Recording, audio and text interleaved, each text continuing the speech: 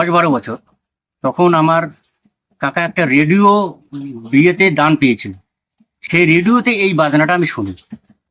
তা শোনার পর আমার কোনো কারণে হাত মানে নাকে চলে গেছে, যে নাকে এই শব্দটা আসবে কিনা।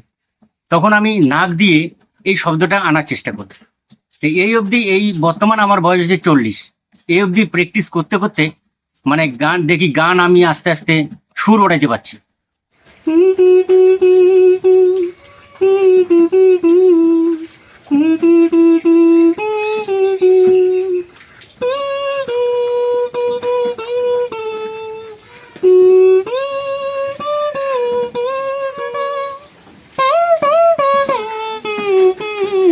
জেলা কোচবিহারের মাথাভাঙা 2 নং ব্লকের দেওয়ানবোস এলাকার এই ব্যক্তি বর্তমান সময়ে ব্যাপক ভাইরাল নাক দিয়ে গিটারের সুর বাজিয়ে।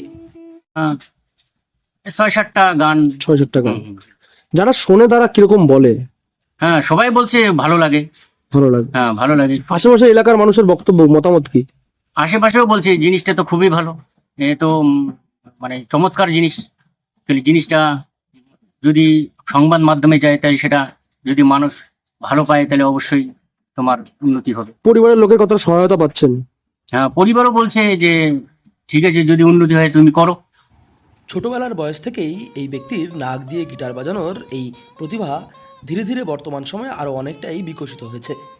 এখন বর্তমান সময়ে তিনি নাক দিয়ে মোট 6 থেকে 7 ধরনের গিটারের সুরের গান বাজিয়ে ফেলতে পারেন।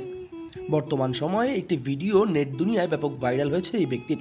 তাই তো এলাকার মানুষদের পাশাপাশি নেট দুনিয়ার বহু মানুষেরাও এই মানুষের নাকের গানের এই সুরের কীর্তি বেশ অনেকটাই পছন্দ করতে শুরু করেছেন। দেখা যায় আমাদের খুব ভালো লাগে, জিনিসটা খুব সুন্দর লাগে। তখন তো এই মোবাইলে এত কিছু মানে সিস্টেম ছিল না, মোবাইল দিয়ে মানুষ নানান জায়গায় অনুষ্ঠান প্রোগ্রাম দেখে। তখন আস্তে আস্তে জিনিসটা হয়েছে, এখন আজকে মোবাইলে এখন ছাড়ছে, এখন আপনারা আসলেন, আর অন্য কেউ দেখতেছে, শুনতেছে, ভালো লাগছে, তাদের মন যাতে আনন্দ খায়।